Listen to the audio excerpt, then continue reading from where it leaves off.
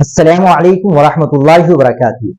ناظرین کرام، حالیہ قریب کے چند سالوں سے چاند کے سلسلے میں عوام و خواص میں جو مقبولیت مولانا محمد سمیر الدین صاحب قاسمی کو حاصل ہوئی ہے، شاید ایسی مقبولیت گزشتہ ادوار میں بھی کسی کے حصے میں نہیں آئی ہوگی، اور مستقبل میں یہ صحرا کس کے سر جائے گا یہ تو خدا ہی بہتر جانتا ہے۔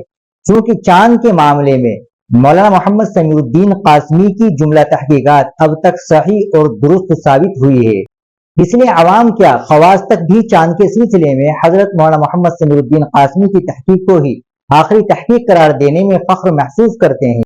گزشتہ دور کے علماء کرام کو کبھی یہ گمان تک بھی نہیں ہوا ہوگا کہ سن 1400 ہجری میں چاند کے معاملے میں کوئی ایسا محقق بھی اس روئے زمین پر آئے گا، پیدا ہوگا، جو اپنی مدلل تحقیقات کے ذریعے لوگوں میں اپنی تحقیق کو آخری تحقیق قرار دلوائے گا۔ مولانا محمد سمیر الدین قاسمی کی عالی تحقیق کے مطابق ان سال عید الاضحیٰ کا تہوار 7 جون شنبہ یعنی سنیچر کو منایا جائے گا۔ وہ ایک ہندوستانی کے سوال بقرہ عید میں چاند کی صورتحال کیا ہے کے جواب میں اپنی تحقیق پیش کرتے ہوئے کہتے ہیں کہ 27 مئی بروز منگل سہ شنبہ کو انڈیا میں چاند کی اونچائی 5 ڈگری، اس لیے 27 مئی بروز منگل سے شنبہ کو چاند نہیں آئے گا، یعنی چاند نہیں نکلے گا۔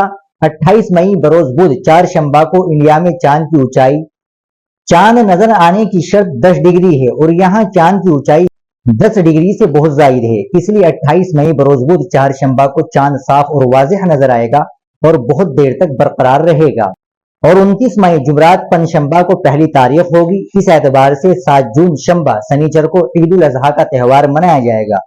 ناظرین کرام، آپ مولانا کی اس تحقیق کے متعلق کیا کہیں گے کمنٹ باکس میں ضرور بتائیں۔ ویڈیو کو لائک اور شیئر ضرور کریں، چینل کو بھی سبسکرائب کر لیں۔